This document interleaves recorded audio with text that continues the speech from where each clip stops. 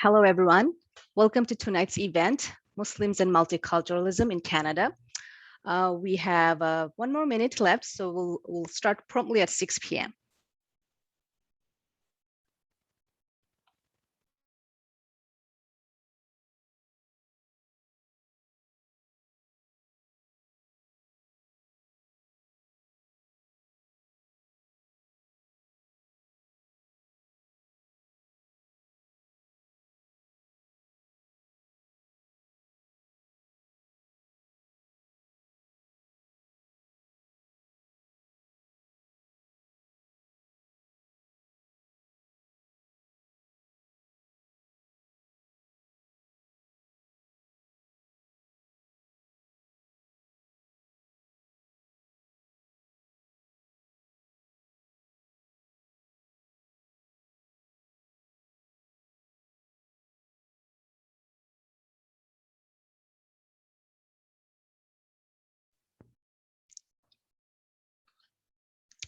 Hello, everyone again. Welcome. Peace be upon you. Welcome to Muslims and Multiculturalism in Canada, co-sponsored by the Institute for Religious and Sociopolitical Studies and the Chester Ronning Center for the Study of Religion and Public Life.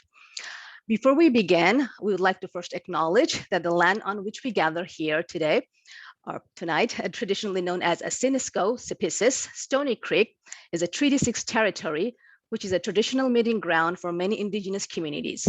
The land on which the Agostana campus of the University of Alberta is located provided a traveling route and home to the Mascouches, Nehiwak, Netsitapi, Nakota, and the Tsuut'ina nations, as well as the Métis and other Indigenous peoples.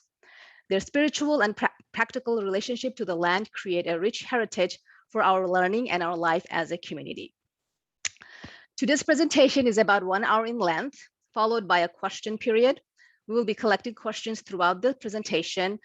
Please type your questions in the Q&A box that you see on your screen, which will appear at the top or bottom of your screen. At the end of the presentation, these questions will be shared with our guest speakers for them to address. Zoom now has closed captioning. If you'd like to use this feature, please click the CC button on your toolbar. If you'd like to turn it off, you can go into the section, the more, and then turn it off by clicking on hide subtitles. So my name is Sharmin Siddiqui. I'm the postdoctoral fellow at the Ronning Center, and I am honored to be co-hosting tonight's program with Nikita Valerio, research director for the Institute for Religious and Sociopolitical Studies, whom I will introduce shortly. Tonight's topic is very timely, especially for Muslims living in these times of growing Islamophobia and anti-Muslim hostility in a multicultural society like Canada. I'm from the US, and multiculturalism is still not established as a federal policy there. So I think citizens of Canada and US have a kind of a different understanding of what multiculturalism is or how it operates, where in one place it is believed policies, kind of these top-down policies, regulate and foster the appreciation and acceptance of diversity. And in the US context, maybe many Americans may feel they are individually, naturally inclined and open to diversity, as there is no kind of this top-down enforcement. Multicultural policies, of course, have helped to foster diversity to some extent. Wearing traditional clothes in institutions, college campuses have become acceptable. Introduction of new textbooks with multicultural perspective have been incorporated. Scholarships for minorities have become available more so than before. But at the same time, the multicultural movement, either from this kind of, vertical, the top-down model that we have in Canada, or kind of the horizontal model, or maybe the bottom-up model that we see maybe in the US context, also have accompanied debates for or against multiculturalism and its policies and practices. These debates about multiculturalism continue to center around post-1960s immigration policies or immigrant populations rather than peoples that have always existed from the very inceptions of the 2 North American settler colonial states. Attacks on multiculturalism, various political spectrum from various sides, conservative and liberal, have always also accompanied these debates where minorities and immigrant populations have been viewed as polluting the national cultural identity of Canada and the US based on some assumed European ancestry. In the fast forward to the post 9/11 context. In the post 9/11 world and in the global war on terror, Muslims have come to occupy prominently in these debates on multiculturalism, or rather Muslims have become or seen as the problem or crisis of multiculturalism. On one side of the debates, discourses of nativism and nationalism regard Muslims as incompatible and who are unable to assimilate and promote and that side promote anti-Muslim policies of discriminations or expulsion of Muslims from North America. We have seen a lot of that in recent times, particularly in the US context in the last administration, as well as in Canada and other Western European countries. From this perspective, the demographic presence of Muslims is a problem and a threat to maintaining white European homogeneous cultural identity, where Muslims are perceived as a threat to national identity based on so-called Judeo-Christian heritage. On the other side of the spectrum, liberals and sometimes maybe even progressive groups claim to have no issue with demographic presence of Muslims, but that Muslims or certain types of Muslims threaten the European values of secularism, liberalism, individualism, which are basically individualism, individual rights, women's rights, freedom of expression. Values or philosophies that are coming out of the European Enlightenment of the 19th century. Focus on how to incorporate Muslims in the Western liberal societies. This platform gives an authority to the state to shape Muslim populations and civilize them as a liberal secular members of democratic states through various mechanisms that we have seen in the last 20 years in the war on terror, such as surveillance, profiling, as well as countering violent extremism policy that was in the US context initiated by under Obama administration. In fact, I would argue that the last 20 years of the war on terror, instead of trying to eradicate certain types of political violence, has been a strategy of American settler colonial states to change or civilize Muslims. Although appear to be on the opposite sides of the debate, these two kind of spectrum, the underlying assumption of these both camps, however, seem to be same or similar, that Muslims are inherently incompatible or at odds with the liberal cultural values, and as well as the so-called Judeo-Christian heritage or civilization, which are both, of course, part and parcel of what some people believe to have made up the European cultural identity. Therefore, Muslims need to be either removed, discriminated, or stop immigrations, or forcibly assimilated by making them change their values, beliefs, and ways of being. Multicultural debates concerning Muslims then appear to be kind of Islamophobic. Is multiculturalism then as a philosophy, a policy, and a practice that is supposed to foster pluralism, where multiple cultures, peoples, and beliefs and ways of being can thrive productively, or is it a colonizing tool that promotes anti-Muslim racism? So I will leave with this question. I will now would like to turn it over to my co-host Nikita Valerio. Nikita Valerio is an award-winning writer, researcher, and a Muslim community organizer based on Treaty 6 territory in Edmonton, Canada. Nikita is the research director for this Institute for Religious and Sociopolitical Studies, IRSS, as well as the editor-in-chief of the journal that is from the institution, serving both Muslim and research communities across Canada. She's a graduate in history and Islamic Jewish studies from the University of Alberta and has been a research fellow with the Tessellate Institute, IRSS, the Edmonton Council of Muslim Communities, and Mercy Mission Canada. Nikita also acts as an academic strategist, mentor for graduate students in various disciplines, and serves as an advisor to the Chester Ronning Center for the Study of Religion and Public Life at the University of Alberta Augustana campus. So I'd like to now welcome Nikita to our virtual podium. Thank you so much for that warm welcome. Assalamu alaikum wa rahmatullahi wa barakatuhu, and hello everyone. Peace and blessings be upon all of you.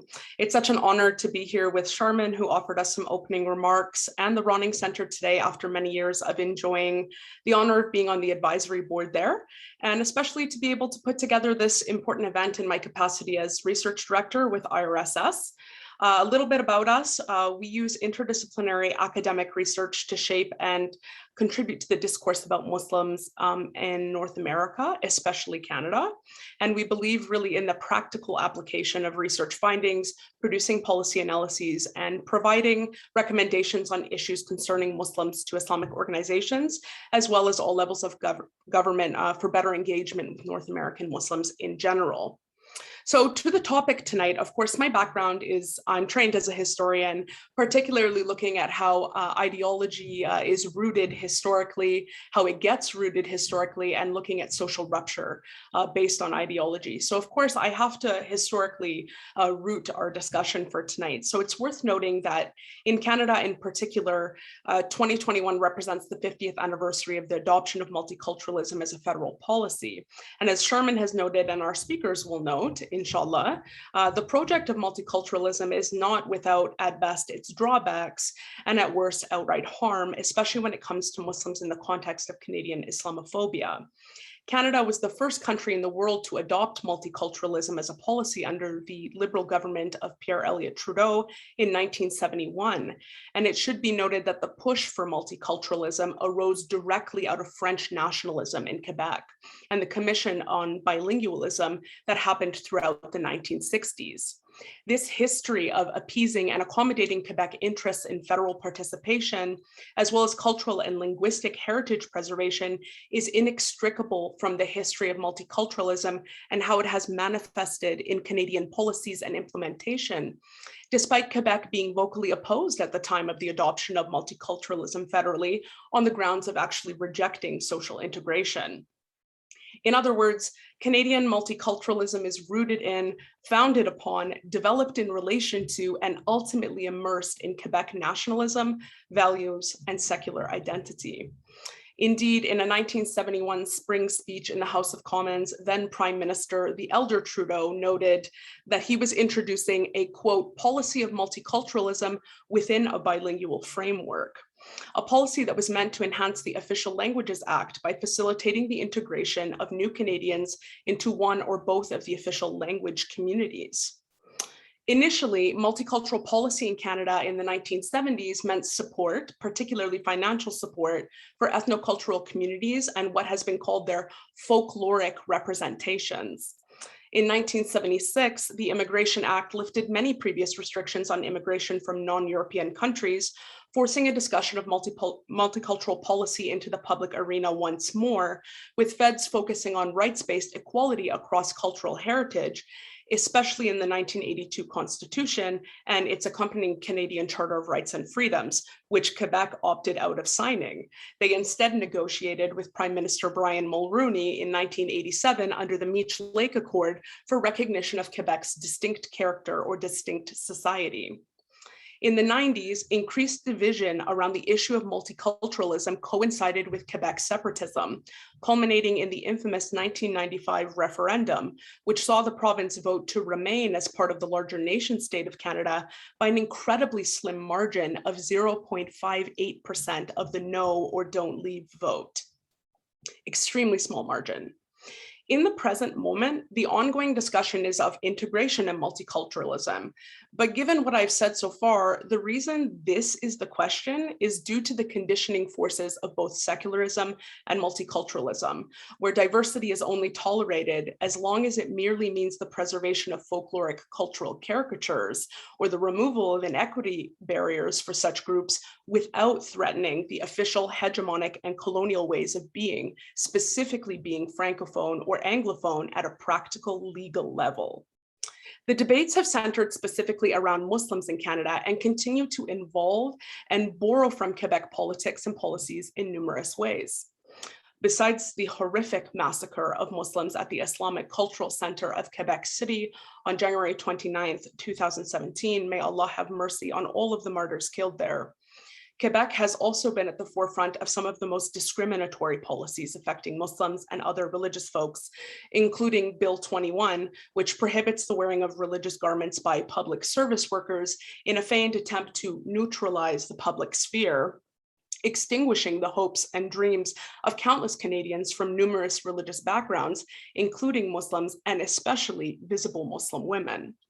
The incessant drone about Quebec values and who fits into those has been borrowed at the federal levels as well, most notably during the 2015 federal election, when the Conservative Party drummed up anti-Muslim hatred with their niqab ban and barbaric cultural practices hotline proposal.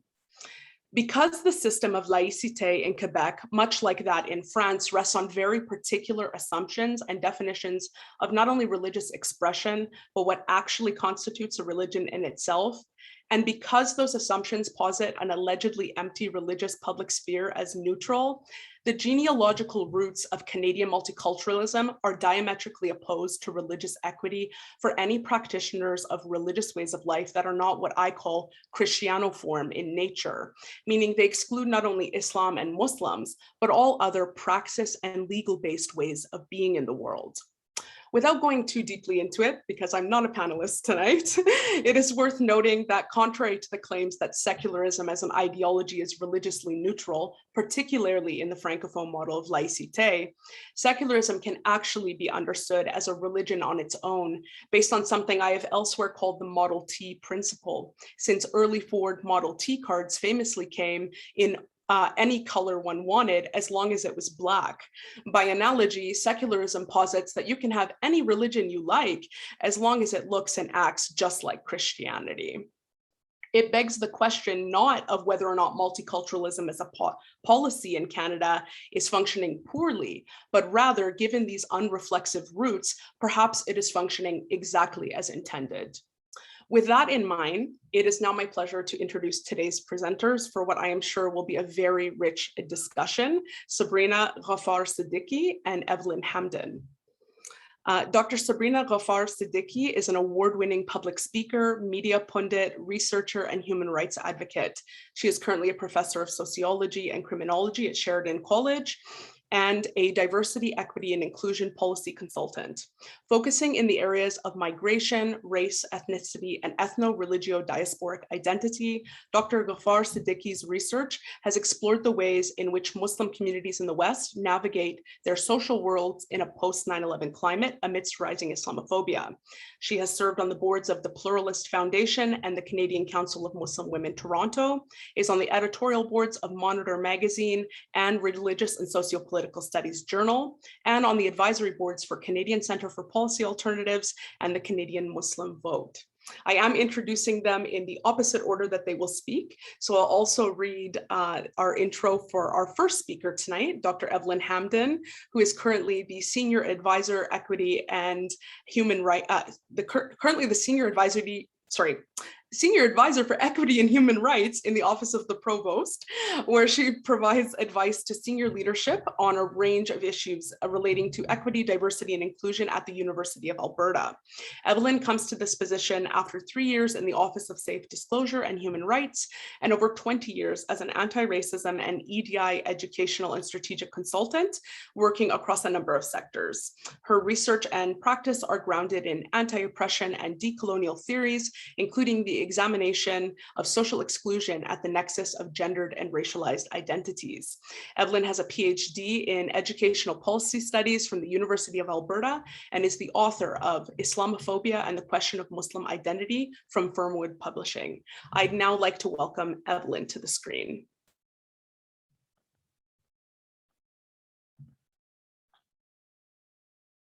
Thank you so much for that lovely introduction, Nikita. And thank you both, Nikita and Sharman, for that brilliant grounding into the subject. It saved me an awful lot of work when I saw your remarks. It was very helpful. And I'm really looking forward, Sabrina, to hearing from you.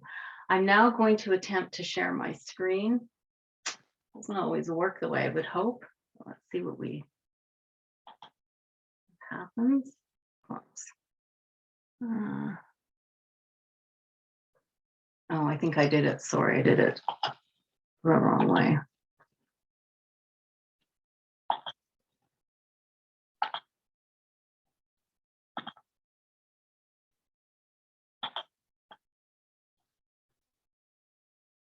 So, Nikita, can you give me a nod if that's all right? If that's what we should be seeing.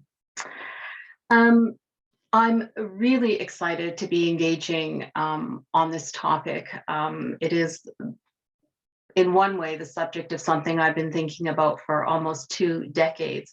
So it was also very difficult to pull all of the threads together in about a 15-minute set of remarks. So let's hope it works out the way I anticipate and is a beautiful tapestry and not just a mess of wool on the ground. But first, to locate myself personally and in relation to the work that I do on equity and social justice. I am a settler on Treaty 6 territory, actually speaking to you today from amidst, Wisconsin, or sometimes known as Edmonton. My Lebanese Muslim ancestors came here to this land, to this to Treaty 6 territory at the beginning of the 20th century. And while they fled hardships caused by another form of colonialism, they obviously unwittingly became complicit and implicated in the settler colonial project here. So I do believe that it's my primary responsibility as I engage in social justice work to work as an ally and an accomplice as best I can with Indigenous colleagues and others to support the implementation of the TRC calls to action. So that's always sort of at the basis or the root of what I'm doing. And I would also just like to preface my remarks by saying that I hope you'll take them as intended, not at all a criticism of feminism, but rather a call to action for the building of a transnational feminist movement, drawing upon the work of the always relevant Chandra Mohanty, a project that I would see as being, engaged in the dismantling of oppressive structures, and the knitting together of our shared project of liberation without defaulting to essentialism.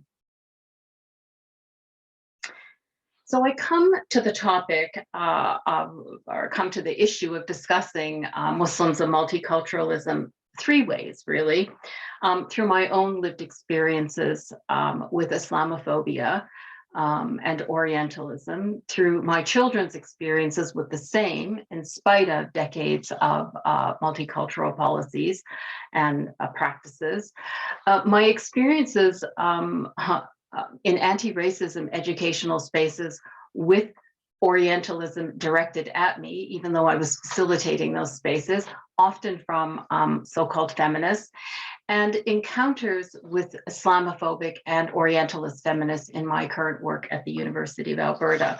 So, experiences with these phenomenon catalyzed a desire to actually deeply research where they might come from, to help develop a language and a coherent set of responses, because they're very powerful. And feminists who reproduce Islamophobia continue to have a lot of leverage in public spaces, in university spaces, and in so-called social justice or equity spaces.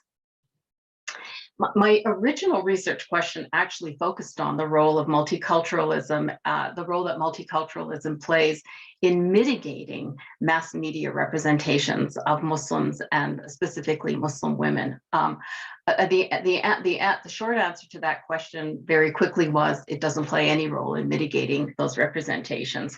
So I needed to rethink what my real question was. Eventually, in any case, it led me to look at certain feminist expressions that not only reproduce Islamophobia, but amplify it in very problematic and gendered ways.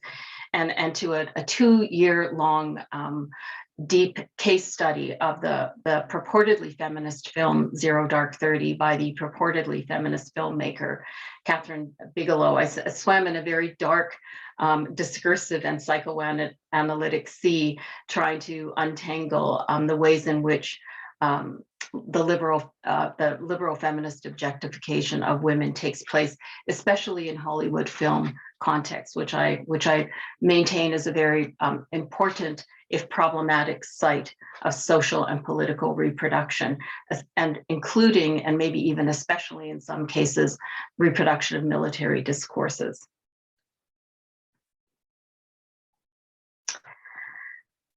So the quote on the left from the late, very great Mahmoud Darwish became a bit of a mantra and became a bit of a foundational thinking frame for my work as it unfolded.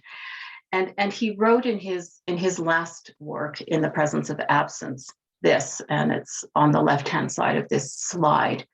Were it not for absence, their absence, I would not be present.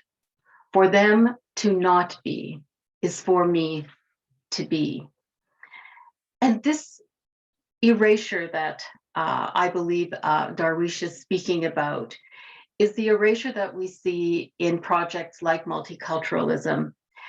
And I think they're necessary, the proliferation of those ideologies. And thank you, Nikita, for bringing to our consciousness the importance of thinking about and making visible ideologies. These ideologies that are constituted upon and reproduce erasure are necessary to prop up the dominator systems that continue to proliferate in our social and political spheres and find their way into our policies, into our media, into our cultural forms. And so this mantra was very important to me, that I maintain a capacity to try to make visible those who have been absented, and to make visible to those doing the absenting the danger and damage of what they were doing. That has become a part of my project. As both Sharman and Nikita have carefully outlined, multiculturalism is underpinned by supremacist ideologies. I hope I'm not putting words in your mouth. That's how I read that. And it is with feminist expressions of those dominator ideas that I have become particularly interested in my doctoral research, and which I focus very specifically on the way it finds its way into Hollywood films. But it's been very important for me in spaces like institutional spaces to look at the way that is also reproduced by certain feminists who purport to be advocates for justice and equity, but who are actually articulating for very problematic forms of Islamophobia. So I'd like to share some of the conceptual frameworks that I believe enable the persistence of these problematic forms of feminism.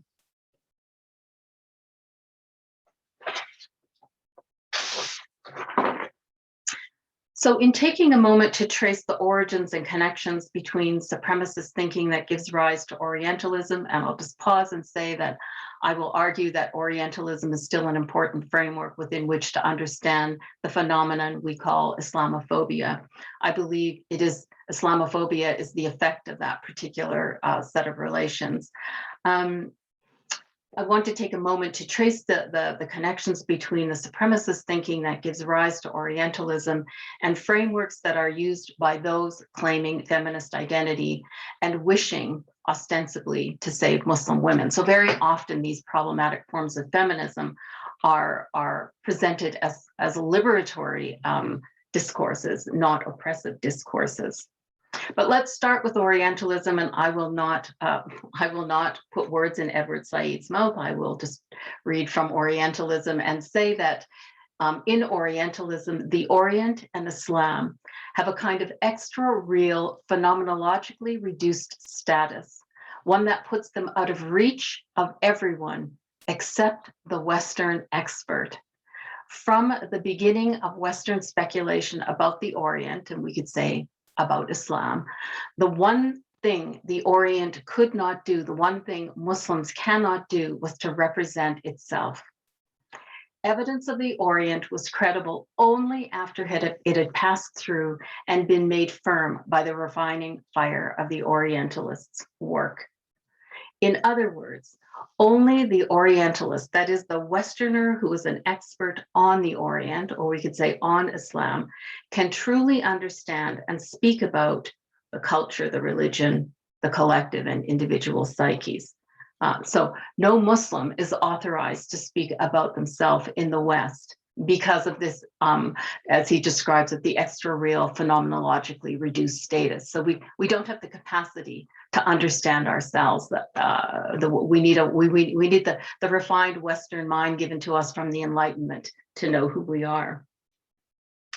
Now, I would argue that contemporary forms of multiculturalism and some feminisms continue to pivot on this ideology, and discourses about integration and secularism, I think, actually confirmed that suspicion. And pivot on the ideology of superiority of Western forms of social forms and political orders. And we'll see that this thinking empowers whole generations of Western/white or Western white allied subjects to speak on behalf of, and I would say over, Muslims. And I would say including, although not especially, Muslim women. I also want to make some time in my conversation today to talk about the particular ways in which Muslim men are made abject within the context of Orientalism and Islamophobia. So we move on from Orientalism to something sometimes referred to as gendered racism or gendered Orientalism. I prefer in this specific context to talk about gendered Orientalism. And here I draw upon Sanera Thabani to describe it thusly. If sexual difference alienated the white woman from the white man, then racial affinity helped suture over this sexual difference, masculinizing both as sovereign and imperial subjects, albeit asymmetrically. And I think it's important just to pause and say that the asymmetry of that sovereignty must be emphasized, that no woman can gain access in any complete form to the masculine just by being an ally to that supremacist project. But you can gain some sort of partial aspect, but partial access to that project. I'll talk more about that later. So the feminist liberatory project to save the always already helpless Muslim woman from the always already barbaric, misogynistic Muslim man. And that set of social relationships is very important to note in the context of gendered Orientalism. This anemic, I would call it, form of feminism is not aimed at dismantling interlocking systems of patriarchy and white supremacy, or patriarchy, white supremacy, and colonialism, but rather contents itself with some women gaining partial access to power by reproducing these supremacist ideologies. In the case of cultural formations, things like popular culture and film, by producing films like Zero Dark 30. So that is a strategy used by a so-called feminist to gain partial access to the masculine.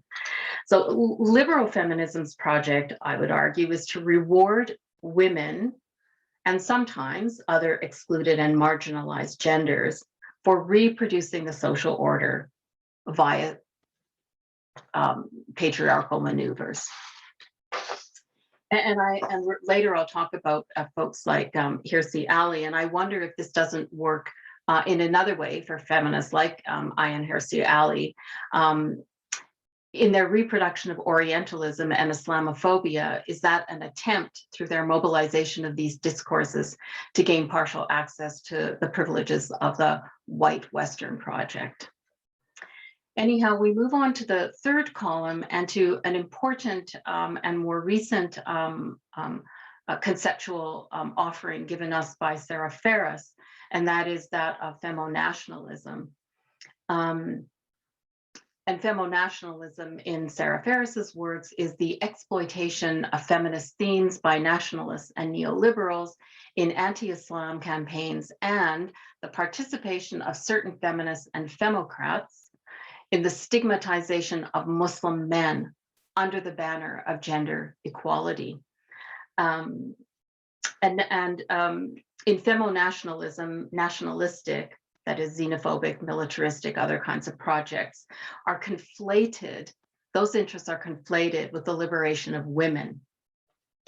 And this conflation obscures the ways in which nationalisms themselves are often aligned. Well, I would say they're always aligned with right or far right or other supremacist ideologies, and the centering of very particular forms of masculinity, the centering of particular performances of whiteness, etc. So in no way does it actually emancipate women, but actually women become witting or unwitting participates in their own subjugation. And it's just important to note that femonationalism builds on the work of Yasmin Puar, and the work on homo-nationalism. So the way in which, again, queer agendas are appropriated for nationalistic purposes. And I think there's also another form of this that is conflating ecological projects with nationalistic projects. All of these are ways of co-opting and capturing radical projects for very unradical, very problematic forms of oppression.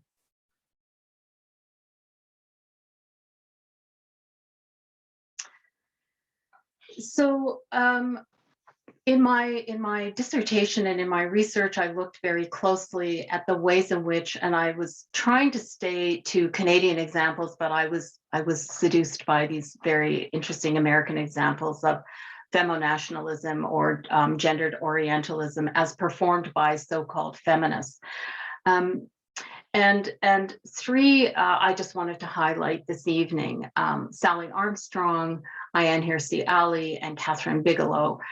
Sally Armstrong has a sort of a strangely special place in my heart because it was her horrific writing in that funny little free magazine circulated to certain suburban neighborhoods called Homemakers. I don't know if anybody ever saw it. Anyhow, it was a little monthly, lots of recipes, sort of so-called women-oriented subjects. But Sally Armstrong was an editor and a contributor.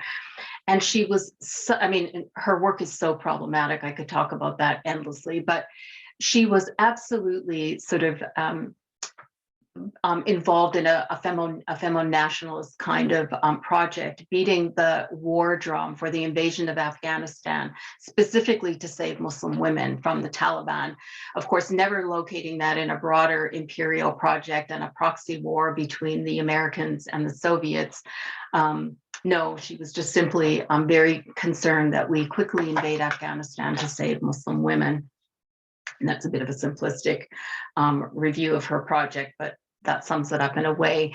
Then we have Ayaan Hirsi Ali, who's very interesting and has really always aligned herself with social and political conservatives, but somehow became like a spokesperson for the liberation of Muslim women. In fact, her conservatism persists. She's speaking on November 2nd at a very big national conservative conference in the US. And she's always supported the work of people like Bernard Lewis and Samuel Huntington. But again, is aligning herself, is engaged in that maneuver to sort of become closer to authorizing systems by reproducing, buttressing, and legitimizing Islamophobia, anti-Muslim sentiment. And I also think this is another example of the way Orientalism works. Because she presents herself as a Western subject, she can be authoritative on Islam, even though her authority comes from a very particular, specific experience, her own lived experience. Whereas if I, as a Muslim woman, were to try to claim a similar authority through my own lived experience, it would be disregarded because it doesn't align with the Orientalist ideology and discourse. And finally, we come to Catherine Bigelow, whose film really is about, the message is really, women, you can have access to male privilege if you just perform toxic masculinity. So by engaging in the torture of Muslim men and the savaging of Muslim women, she gains partial access to authority within the American military structure. And I would say that all of these women's attempts to be saving Muslim women clearly indicate that they didn't get the rhetorical nature of Dr. Abu Lughad's question from her book, Do Muslim Women Need Saving? A book that they should all read and we should all read.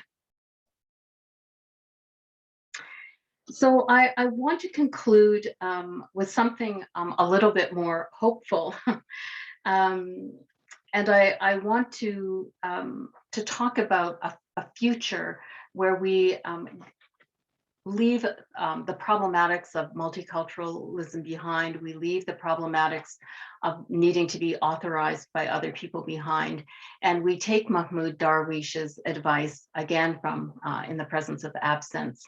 And I'm just going to read this quote for you. Therefore, Do not look for yourself in what is written about you. Do not search for the Canaanite in you to prove that you exist. Grab your own reality and grab your name and learn how to write your own proof. I believe it's a very powerful set of guidance for Muslims and Muslim women to continue to engage, and it is happening all over the world, to engage in the authoring of ourselves through music, through film, through literature, through scholarship, as academics, as activists, as artists. And I again see that there is an opportunity, I hope, in the 21st century to begin to give life to Chandra Mohanty's notion of an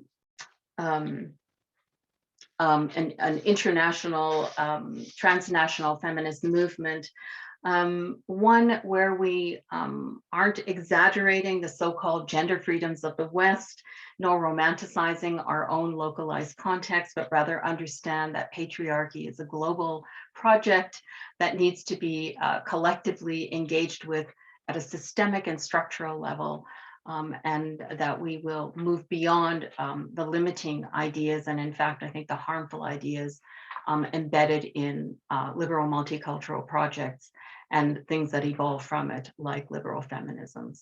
Thank you.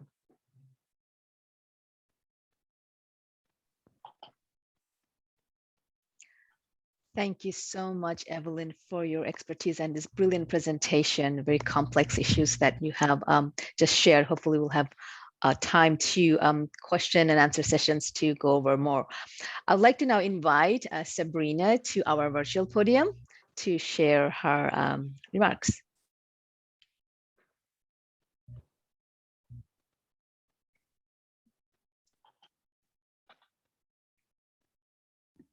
Hi, sorry, I don't know what happened. My screen kind of froze a little bit. Hi, everybody. Assalamu alaikum. Hello. I'm very excited to be speaking on this brilliant panel. Evelyn, thank you for that excellent presentation. I feel like I was taking more notes than probably anybody else right now. Thank you for the lovely introduction, Nikita and Charmin. I want to have a bit more of a conversation with everybody. I like to present ideas in a way, in a storytelling way. I was telling Nikita just yesterday that, I've often been described as a storyteller, and somehow in my stories, people learn something. So just to kind of begin with, a brief type of introduction of what my talk is going to be about today. I'm going to read you a little bit of an abstract of a paper that I'm writing, which sets the stage for what I'm going to then talk about.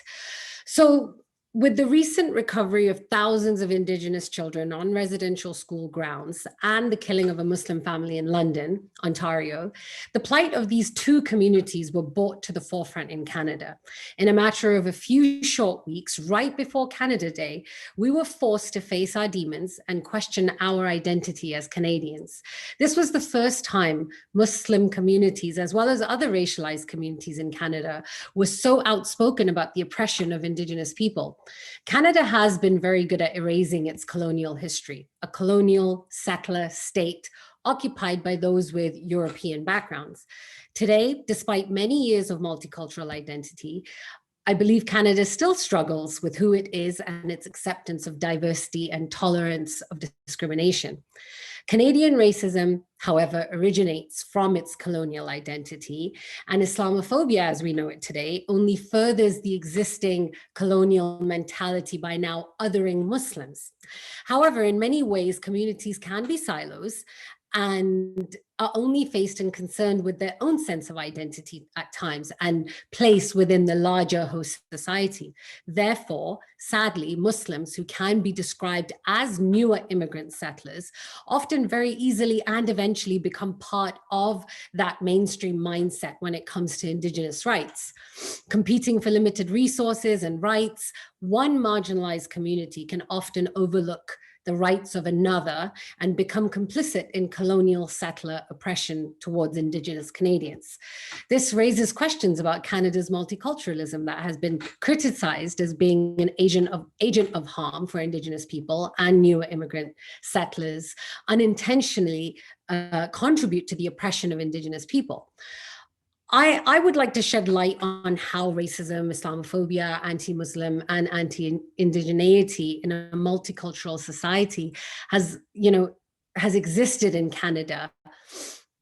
And in order to do that, I want to talk to you guys a little bit about a concept that was introduced by a academic, a scholar called Elke Winter. I'm not sure if the rest of you have heard of her or read her book, but she wrote this kind of groundbreaking but very open to criticism book, in the early 2000s, and it was called Us, Them, and Others.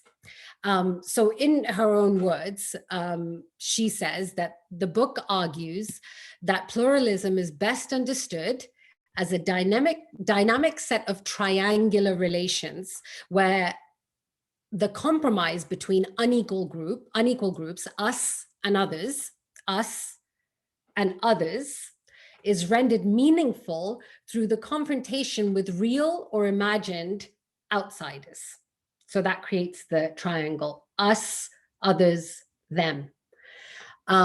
It also develops a theoretical model of analyzing unequal ethnic relations that strives to go beyond the revelation of binary us versus them relations. And it does that by shifting the focus of observation away from processes of exclusion, constructions of them, toward processes of conditional inclusion, namely the construction of others next to us. So I know this is all like a real mouthful and it's kind of a little bit confusing.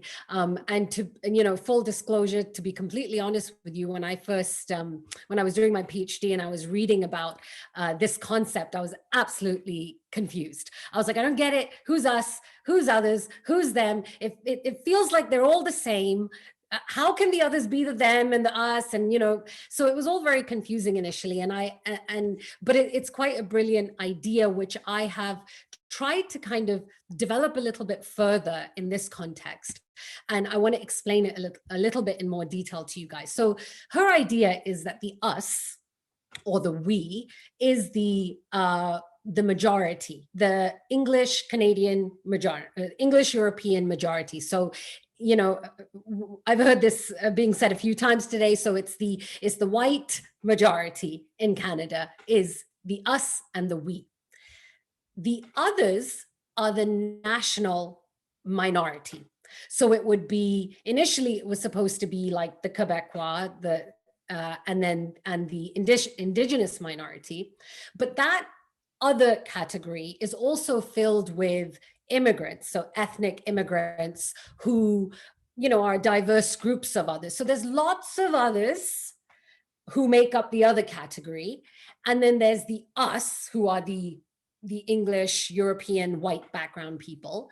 But then we have the them. And the them is really important because the them become the kind of alienated, scary, and in context of what we're talking about, in our situation, the them would be the Muslims, right? And what's interesting is that the us always remains the same. They are always the white majority. So others can never be part of the us and the we. They will always be their own group. And they are, by the way, unaffected by intersectionality. So you could be a rich us, we, and it's the same. You could be a female us, we, white person, it would be the same. Others are, the different groups, the minority nations, and also diverse immigrant ethnic groups. They are disliked by the English Canadian white majority, no doubt. They are not part of us, they are separated in the triangle. Nobody is actually connected to the us, they are separated from the others. And in order to not be the them, which is the very unliked, alienated them, so like the Muslims, people in the other category are striving to be good immigrants, good Muslims. We are the good others, right? So we are not like them. So in the, let's say we're talking about South Asians, it's a group of immigrants who all stem from South Asia, or let's say even all India. Let's say they're all Indian immigrants. Technically, they're all part of one category, right? They're all from India. But in order to separate themselves as the good immigrants, the Hindu, Indians, the other religious groups separate themselves from them who are the Muslim Indians. They're the ones we need to worry about, right? They're the terrorists, they're the bad people. And,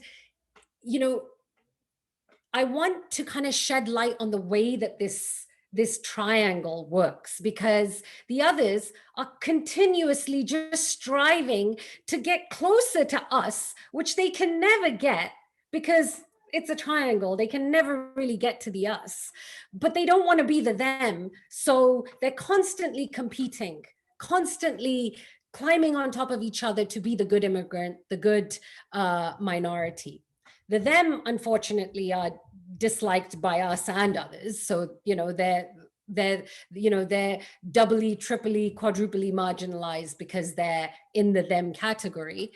And also, I think it's important to point that intersectionality does impact the other group. So people in the other category, so if you're a female other, yes, you're gonna have a much harder time than the others.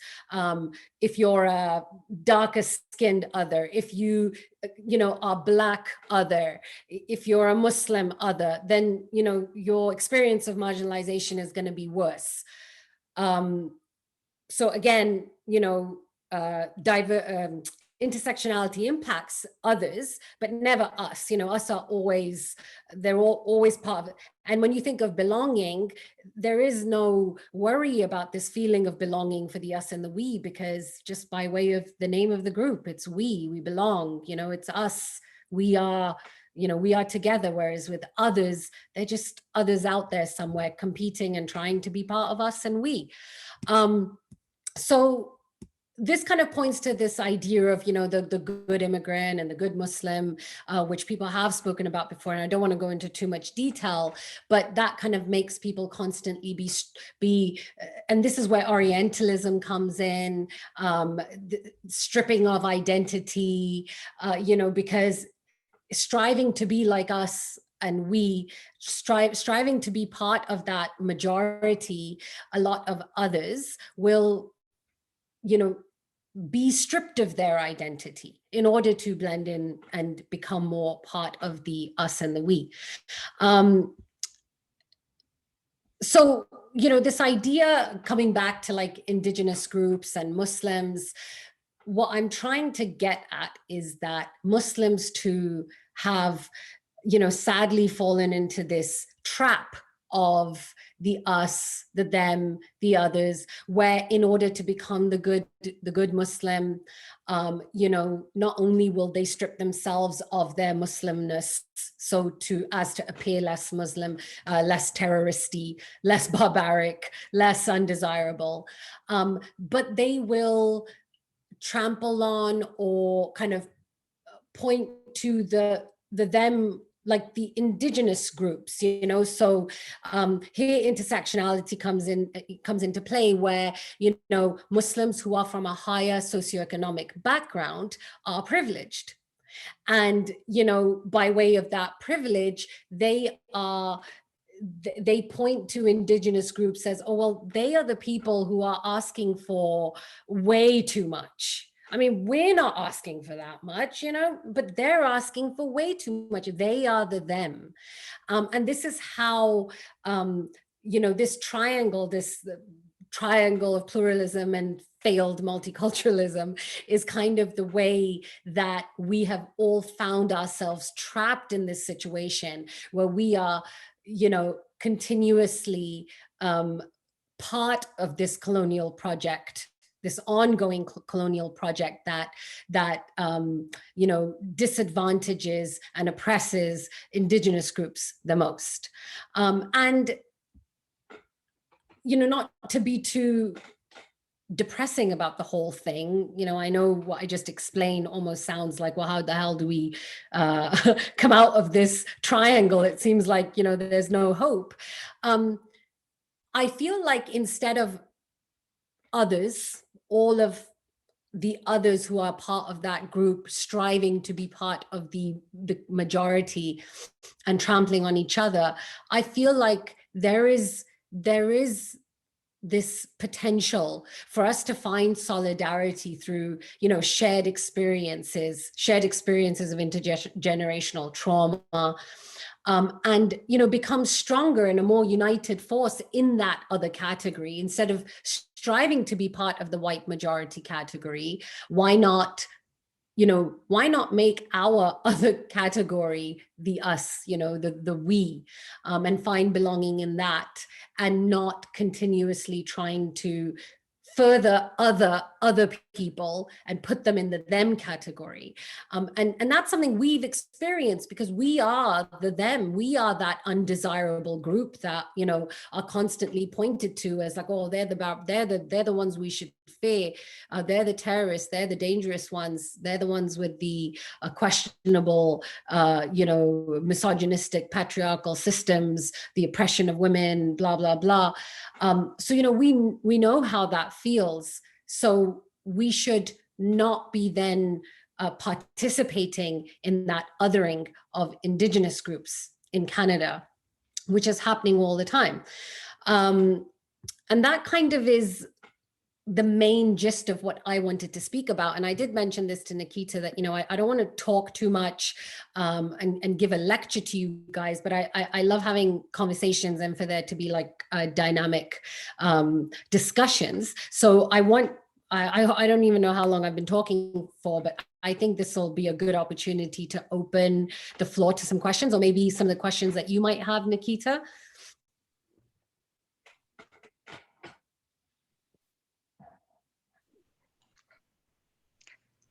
Thank you so much for this brilliant presentation, Sabrina. Yes, we'll go ahead and move along with our question and answer sessions right now, which will be hosted by Nikita. Thanks so much, Sharman. And thank you to both of our brilliant speakers today for pulling on so many of the threads that we talked about in the introduction, and just bringing so much of your brilliance to the fore and helping us take a concept that so many of us are effectively indoctrinated in from primary school up. I mean, I was born and raised on Treaty 6 territory. I went through public school, and I believe in public school, but public education is very much a conditioning force, and we're fed multiculturalism hand over fist every single day in school. And so thinking about problematizing that concept can be uncomfortable for a lot of people, and I'm sure many of our audience members are surprised about what we've talked about in many ways, but sit in that discomfort and keep that reflection going long after your engagement here. So I do have a couple of questions for our speakers, and I do encourage everyone in the audience as well. Please do submit, if you have follow-up questions to anything we've talked about tonight, please do submit your questions. We're going over our kind of allotted time, but we're happy to engage further. So my first question is for Evelyn, actually. Can you say a bit more about the problematic impact of, I guess, the cultural producers that you were talking about, Armstrong, Ali, and Bigelow? Would you be willing to talk a little bit more about the impact of their work and how that, I think really how that starts to form ideas in people's minds, and how those ideas translate into different actions and policies on a larger scale? So if you could engage, inshallah. Thank you. I'm happy to. And I'm actually happy to, building on, Sabrina, some of the things that you were talking about, which I find very exciting and feel like our ideas have some important connecting points. And I want to read this author. But I mean, coming back to our ideas, this triangle that you were talking about, and how we place ourselves as we, as other, and as abject other, which is the person who is beyond the sort of the social imaginary. When we have people, and I'm going to speak especially about the effect of these kinds of so-called feminist thinkers and feminist social producers on the psyche, in a moment when there was some kind of thin popularity and some sort of thin support, and I call it thin because I don't believe it's about addressing patriarchy, but thin support for women and sometimes performative support for Me Too movements. Then when you have someone called a feminist producing Muslim women and Muslim men as abject, it gives more moral force to their argument. So I think, so if you have somebody who's really radical, who is making a particular claim in a liberal space, like a multicultural space, they're not going to get, they obviously won't get a lot of traction.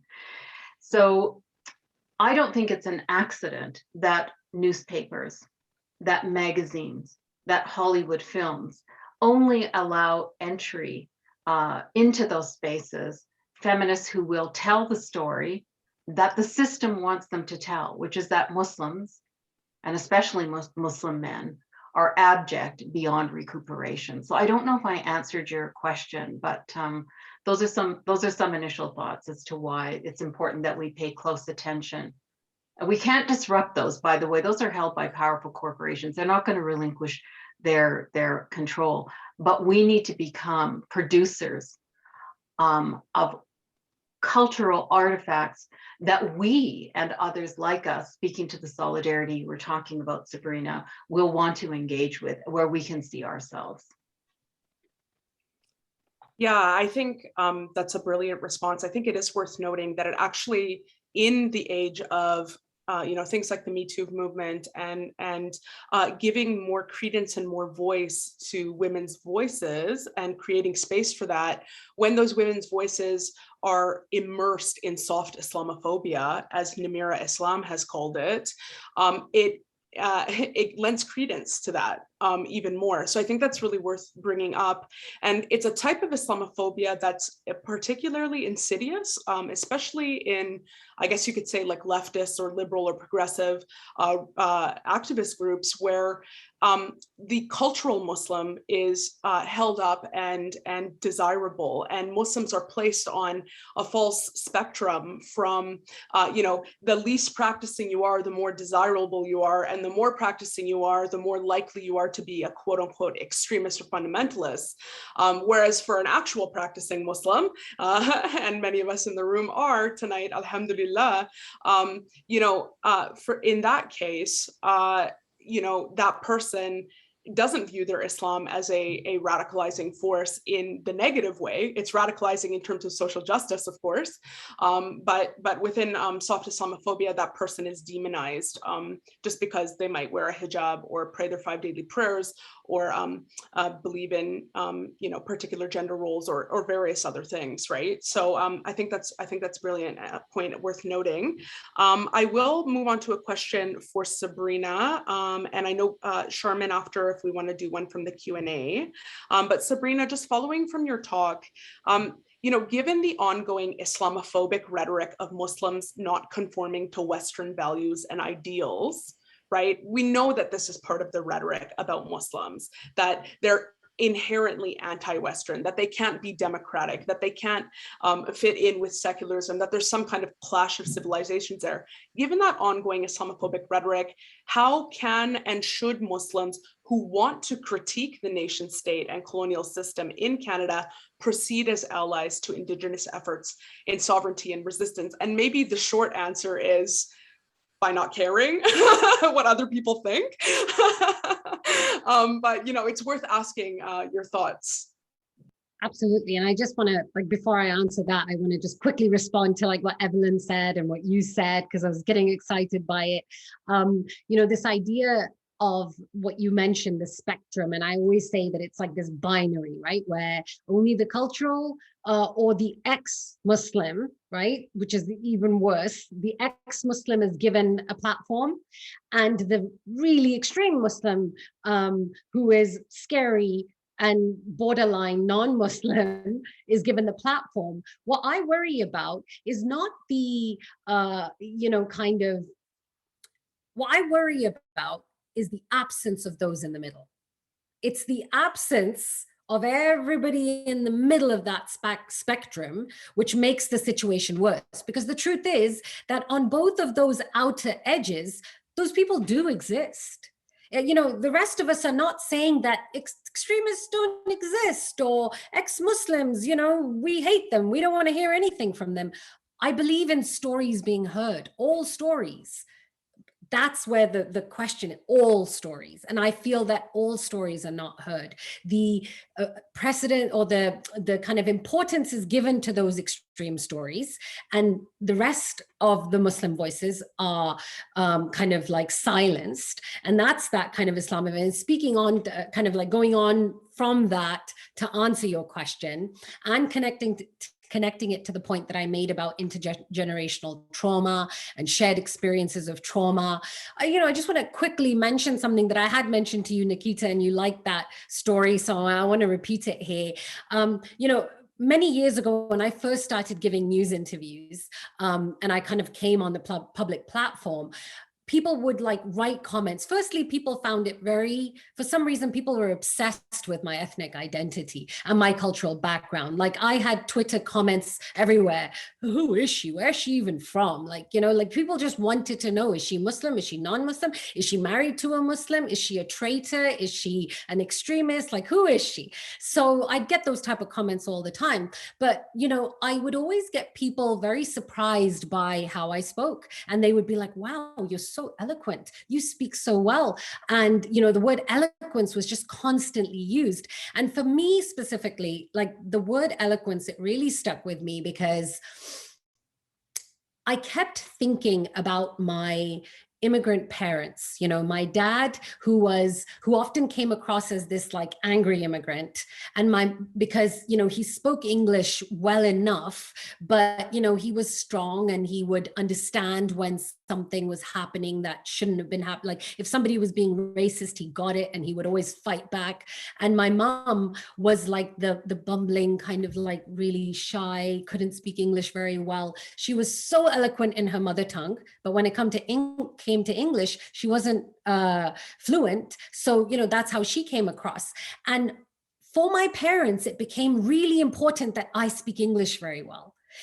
I had never heard anything else in my house as much as, your English should be really good. Again, the Orientalizing of immigrant children, where we are stripped of our identities, and only through wearing that cloak of that Western cloak could we be accepted and seen as educated and smart and all of that. So this idea of, what happened was, after a while, as I got older and, I would speak more often, I would feel very robbed.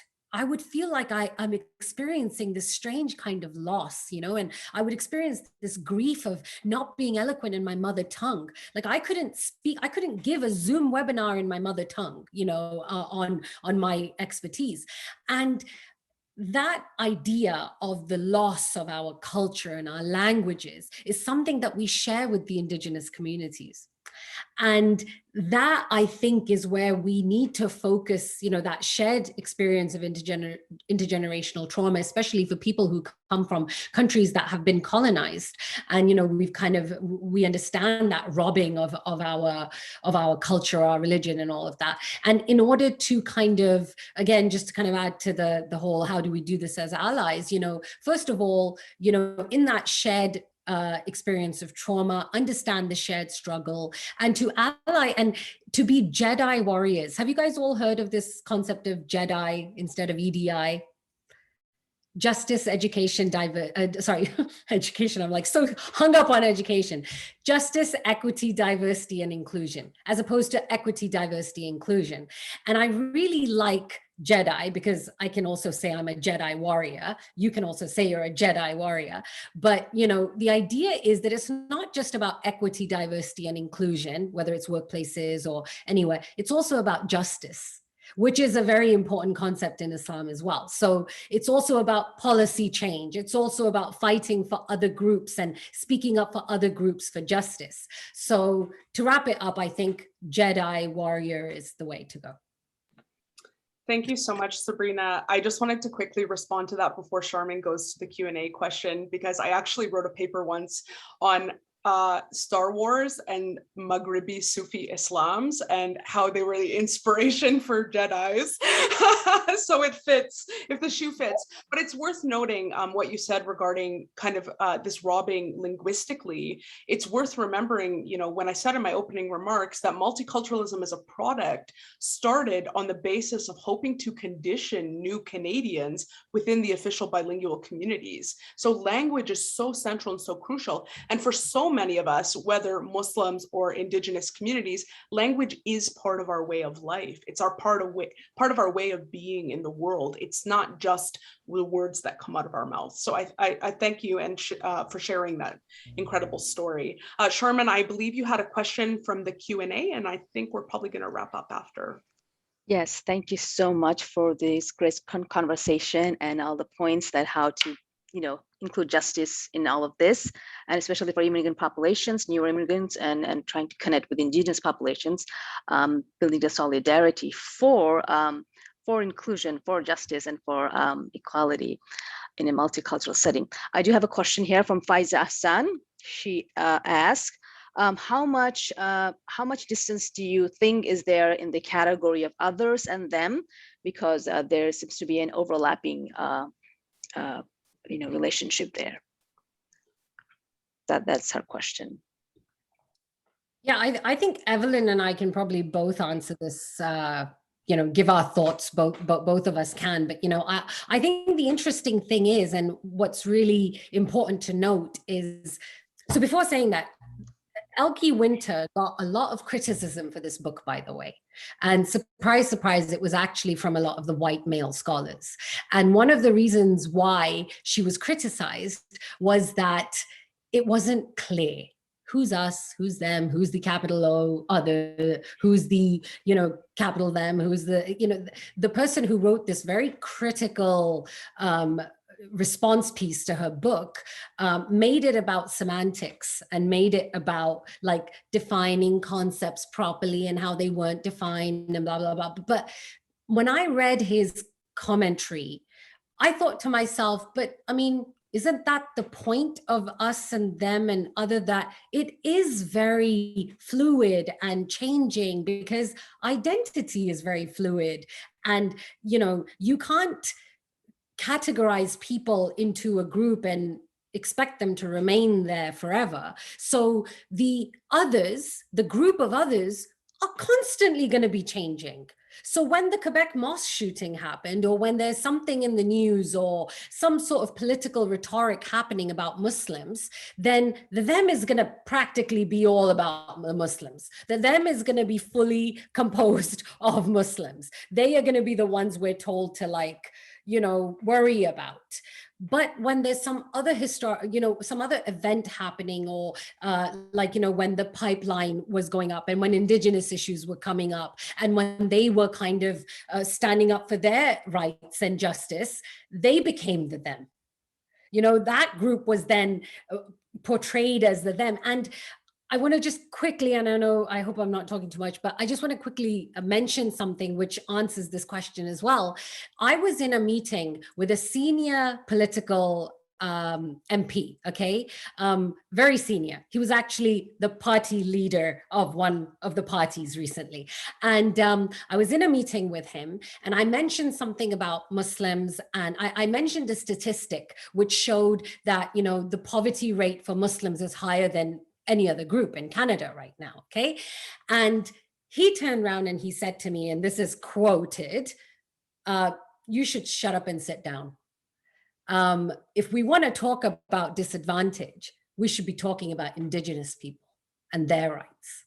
And he literally said that to me. So in order to shut me up, he quickly pointed to the indigenous other as being the more important other to talk about, but it was really just to deflect. It wasn't that his policies were beneficial to indigenous people. In fact, his policies were terrible for indigenous communities.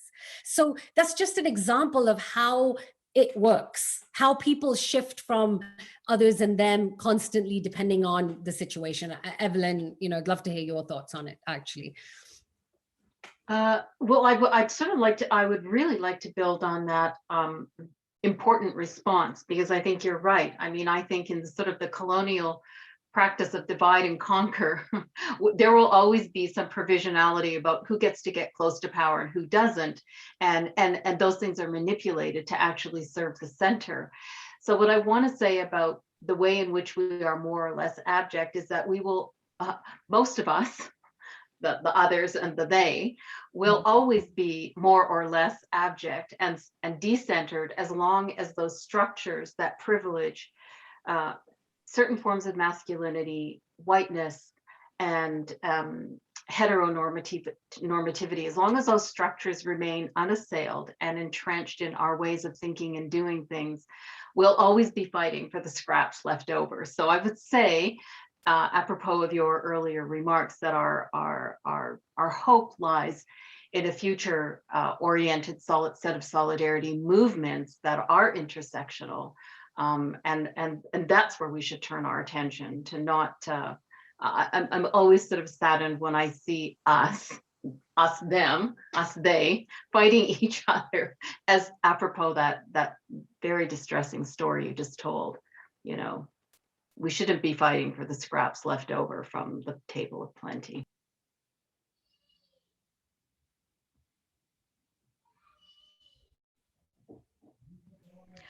Okay, thank you so much, both to Sabrina and Evelyn and Nikita for this brilliant conversation, for us to critically think through multiculturalism in this time, in this day and age, and of course Muslims, and how we create these categories of us and them and others that impacts all of us, and trying to build a solidarity with communities all across intersectionally.